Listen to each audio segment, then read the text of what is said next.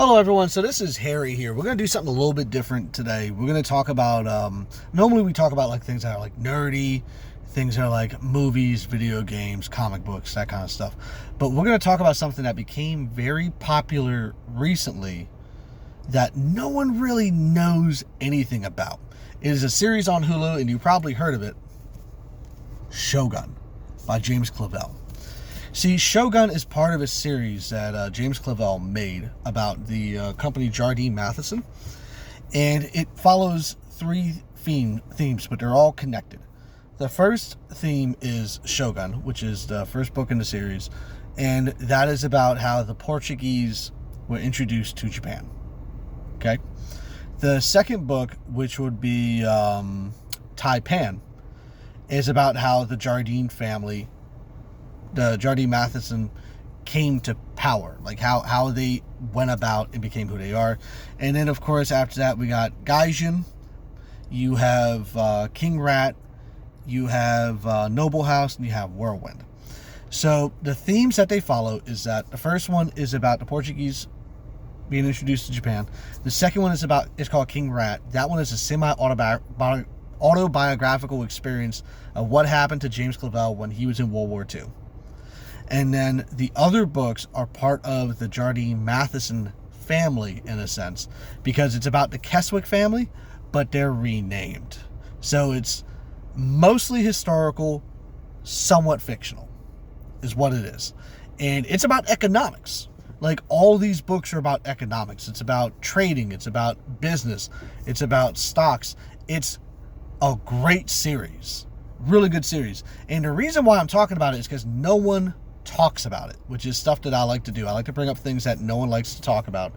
And this series is really interesting because Shogun is tied into all of this. And James Clavell, he must have had permission from the family because he goes into a lot of details about a lot of things.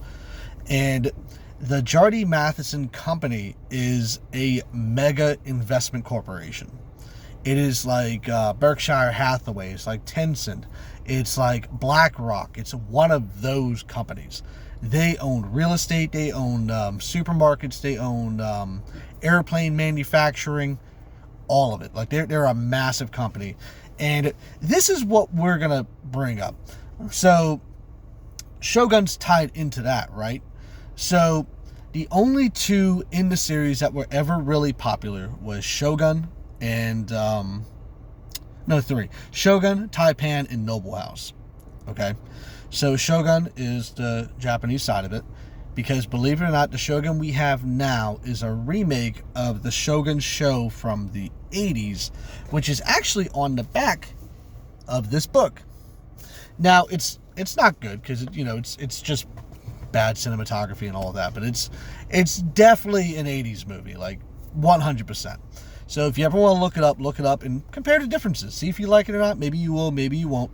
But when they made Shogun, they also made Taipan and they also made Noble House almost back to back in the 80s. So I don't know if Hulu's going to go that route because James Clavell passed a few years ago, and I'm not sure if his family gave the rights to just Shogun or the whole set again. So because of that entire situation, there's a possibility that we may get more from Disney/Hulu for Taipan and Noble House.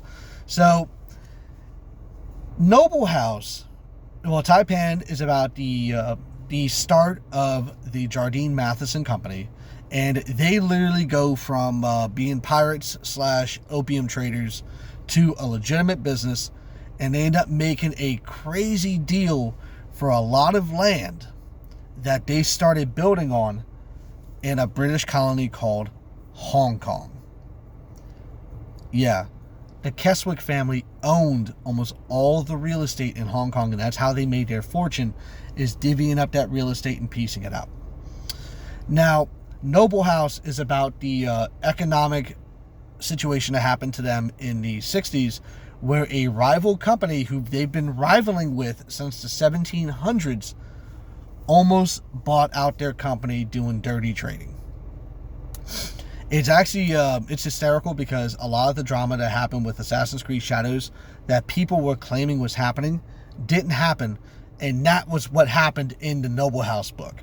It was a company using third parties to buy a lot of shares under the table and slowly try to wrestle control from the family and tank the stock of that company. Because their plan was to either take it over, and if they couldn't take it over, they're going to dump all the stock at once and make the market crash. And matter of fact, that experience is why Hong Kong now has safeguards to stop companies from crashing, which a lot of you know if you've done GameStop trading or AMC trading, because they put a freeze on the stock if it goes down a certain amount so fast. That's why. It's because of that experience. So this series is a possibility. They may make it on Hulu if they can, because they were tied together in the 80s. I would be shocked if they don't do it again. But it's a really fascinating read. If you read about it, you'll learn a lot about economics.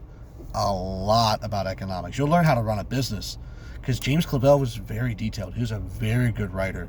Like, he's like a Frank Herbert kind of writer, like Dune kind of writer. Like, he's way up there. But no one knows the series because all they know is the Shogun TV show, not Shogun the book. So definitely look into it, because the Keswick family is one of the most powerful families in the world. Every person that leads the Jardine Matheson branch gets knighted by the Queen or King of England, going back hundreds of years. And every person on their board, except for one person, is related to them in some kind of way. Because believe it or not, even though they're a mega corporation, even though they own billions in assets and money, they're still a private company. They are still a private company to this day, even though they're on the stock market. It is absolutely phenomenal to read about.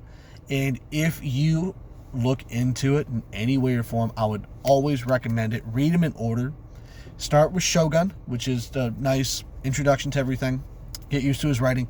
Move into Taipan. Read Taipan. Taipan will blow your mind. Go into Gaijin. Gaijin is about doing business in Japan during the Tokugawa era. It is absolutely phenomenal because they're abolishing the samurai class, and it's explaining all of that.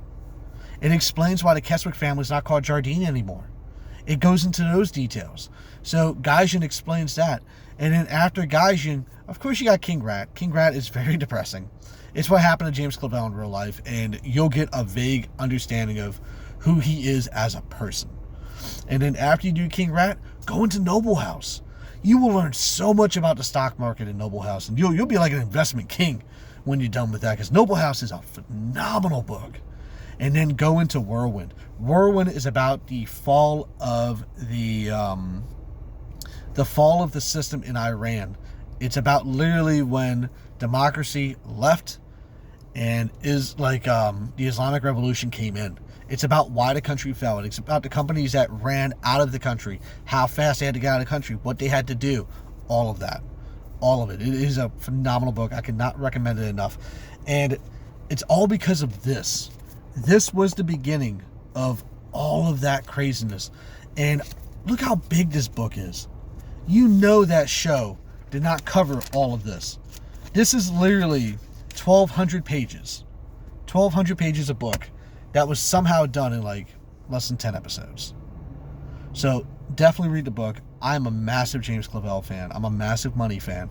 And if you love either one of those, you will love this series. Look into James Clavell, because I promise you, Shogun was just the start for an amazing series for you. All right, everybody. Harry here. Peace.